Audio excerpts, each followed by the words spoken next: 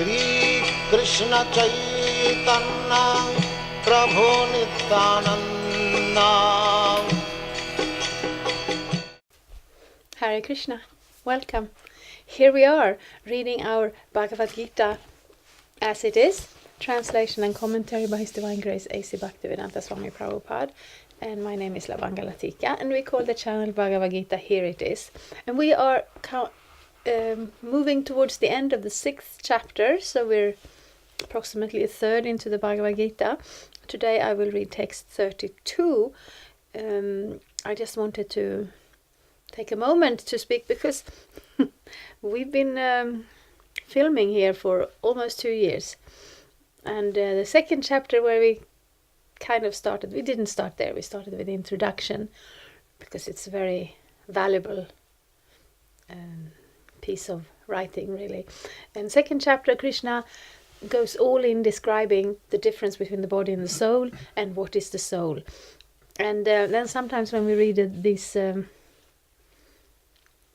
texts that are a little bit further into the Bhagavad-gita, then I may forget to mention that because I'm having this idea we were all in it together from the start. And of course I have no way of knowing that, where you came in. So I wanted just to say that Bhagavad-gita covers the subject of absolute knowledge, really, from very many angles. And then sometimes we focus on this angle and sometimes we focus on that angle. And still it is useful to keep in mind that what Krishna wants Arjuna to understand is that the perfection in this life is to be situated in devotional service, in bhakti yoga. And maybe the most singular piece of information that makes that relevant to us is understanding that we're not this body with a soul within the body. So yes, because sometimes that doesn't exactly come up for a chunk of pages at a time. So I just wanted to say that. I will read text 32. Atmopamyena sarvatra samang pashyati Arjuna sukhang va yadi va dukkham sayogi paramo mataha. He is a perfect yogi who, by comparison to his own self, sees the true equality of all beings in both their happiness and their distress, O Arjuna. Yes, this is actually something, even materially, a person who is a little bit, who's a good person. We look at what unite us, what do we have in common. There is this idea that do unto others what you would like to have done unto yourself. And that isn't always applicable, really, because we're different. I may really like ice cream, and then I want to give my friend ice cream, but she may be milk intolerant, so she can't eat it. It will give her pain. So in that sense, we would like to say, do unto others what they would like. But when we come down to a deeper understanding, when we understand that which is really similar, because really, empathy, being able to put yourself in somebody else's shoes, seeing it from their point of view, could be really useful ability to have. Just about now, you look around in the world, you check the news out, and there is so much conflict. Of course, this is Kali Yuga. It is the age of quarrel and hypocrisy. And we see manifestation of that in every direction. So it's useful to take a deep breath, to not get carried away, to not get pulled into this constant conflict. Us and them. We are right, they are wrong. We are good, they are bad. Because really, when it comes down to it, we are all living entities, floundering in this world, trying to make sense of it, bringing with us our, we speak about baggage. So really, we come into this world with a huge backpack with all our previous karma, and we can't see it. It's behind us. But it determines how we will perceive reality and what reality will throw at us. But if we can come to the position where we see that, all the other people who we don't really understand or maybe don't appreciate and don't feel a connection to, they're very much in the same situation. And a yogi does that in the complete sense, in the spiritual sense. Because if you're able to have that sort of realization of the spiritual nature of all of us, of the presence of Supersoul in everyone's heart, then that is a true basis for sameness, and that is a true basis for empathy. That is the true basis for empathy. Because then we're actually being able to understand somebody else's situation, even if we may be a little vague on the details. Purport: one who is Krishna conscious is a perfect yogi. He is aware of everyone's happiness and distress by dint of his own personal experience. The cause of the distress of a living entity is forgetfulness of his relationship with God. And the cause of happiness is knowing Krishna to be the supreme enjoyer of all the activities of the human being, the proprietor of all lands and planets, and the sincerest friend of all living entities. So we're not being simplistic. We're not just throwing that line in. Oh yes, the best thing is Krishna and Krishna consciousness. Prabhupada brings it up because it's actually true. Because when we lose that connection to our own innermost, deepest identity, and when we lose that connection to Krishna, who is our best friend, who is our closest friend in every respect, then we lose our identity. And the spirit soul is by nature, it's described here and there in the Vedas, and we come back to it, Satchitananda, eternal, full of knowledge and bliss, and always a person. So if we forget that, if we don't forget that, that will naturally be part of our identity. Eternality, knowledge and bliss. No death, no end. Knowledge, no ignorance, and bliss. No unhappiness. Because it's unnatural to the soul. We come to this world, we're covered by this illusion, we're especially covered by this false ego, ahankara. We identify as something different than ourselves. That is the only way by which we can have any sort of problems or unhappiness. And of course, we can see from experience that this happens a lot. And then from that same experience, we can also be compassionate to others. They are also in some level of illusion, some level of forgetfulness of Krishna. And therefore, we're not always perfectly happy and satisfied and in full knowledge. And when we're not in knowledge, then fear comes in because we don't know what waits around the corner. So that pretty much describes the situation here and now. The perfect yogi knows that the living being who is conditioned by the modes of material nature is subjected to the threefold material miseries due to forgetfulness of his relationship with Krishna. So the threefold material miseries, we have described them before. Adhyatmika klesha, adibhautika klesha, and adidaivika klesha, which is Sanskrit meaning adhyatmika klesha, suffering that comes from oneself, mainly meaning the body and the mind, gives us trouble.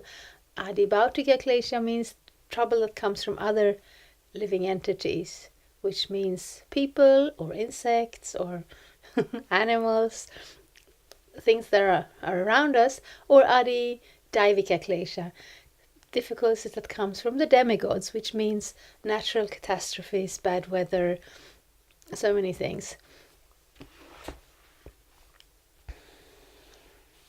So they are here when we're in this material world, but they only affect us when we are forgetful our relationship with Krishna, because actually the living entity, the spirit soul, is beyond this. It's like when we step into something, like if we step into, absorb ourselves in a movie, or absorb ourselves in driving a car, or absorb ourselves in playing a computer game, then our consciousness is in that. And then if something happens there, we identify with it and it affects us. And if we are outside of it, if somebody else is driving a car, or somebody else is watching a movie. It doesn't affect us at all because there is no identification. So this body is not us, but we identify it, and therefore we allows it to give us trouble. And we cannot just artificially say, okay, I'm not this body, I'm going to be spiritual now, nothing's... There is a story, and I think I might have told it before. Early days of the Hare Krishna movement, a devotee had heard that I'm not this body. So he went to the dentist, and the dentist said, so should we bring in the anesthesia? I don't know how to say that. Anyway, the stuff that makes you numb so you don't feel the pain. And the devotee says, no, I'm a yogi. I am not this body. And the dentist said, are you sure? This is going to hurt. Yes, I'm not this body. I don't need that. So the dentist started doing his work, and the devotee went, he didn't have that complete realization. So we cannot artificially do that, but we start by connecting to Krishna, by placing our direction, our desires, our activities with Krishna as the goal, or Krishna as the recipient, or Krishna as the center in different ways. And then that natural identity, that natural relationship, that natural love that we are capable of having towards God, it will start to grow. And by that, our identification with this material situation will naturally diminish. We don't need to do something extra, because those two things go hand in hand. And because one in Krishna consciousness is happy, he tries to distribute the knowledge of Krishna everywhere. Since the perfect yogi tries to broadcast the importance of becoming Krishna conscious, he's the best philanthropist in the world, and he's the dearest servitor of the Lord. Nacha tasman manushyeshu kaschin me priyakritamaha. Bhagavad-gita 1869. In other words, a devotee of the Lord always looks to the welfare of all living entities, and in this way he is factually the friend of everyone. He is the best yogi because he does not desire perfection in yoga for his personal benefit, but tries for others also.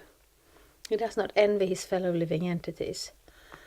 Yes, so that's where the verse actually started from. Sees the true equality of all beings in both their happiness and distress. And then the next step, of course, is to see this distress comes from the material identification, and by connecting to Krishna in Krishna consciousness, that distress can be removed. And therefore, I would very much like to share something that I have. Because sometimes nowadays we kind of make fun of missionaries who go out and they try to give their faith to everybody, and why don't they just leave people alone?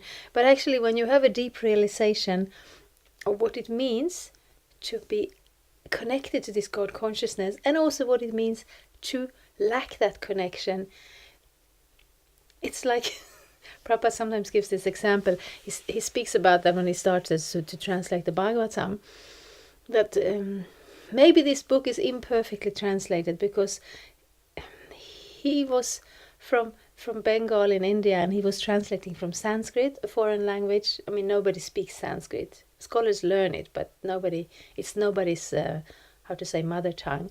And to another a foreign language, English. So he was saying maybe there will be some imperfection, but that's just like when there's a fire in a house, and you will tell your neighbors there's a fire, get out. Even if they don't speak the same language, you will make yourself understood. So we're in this material world, and this material world is full of difficulties. And these difficulties start from our false identification of this material existence. So therefore, a person who has access to a solution for that will try to share it. And of course, Krishna will always be respectful of our free will, and Krishna will not disturb anybody in their material activities. But a devotee of Krishna wants to share this process of connecting back to Krishna consciousness, maybe even a little bit more than Krishna does himself, and then Krishna appreciates that. He does not envy his fellow living entities. Here is a contrast between a pure devotee of the Lord and a yogi interested only in his personal elevation. The yogi who has withdrawn to a secluded place in order to meditate perfectly may not be as perfect as a devotee who is trying his best to turn every man towards Krishna consciousness. And that's especially in the line of Lord Chaitanya, who went out of his way to connect with everybody. Even Krishna, when he appeared, he was in Vrindavan.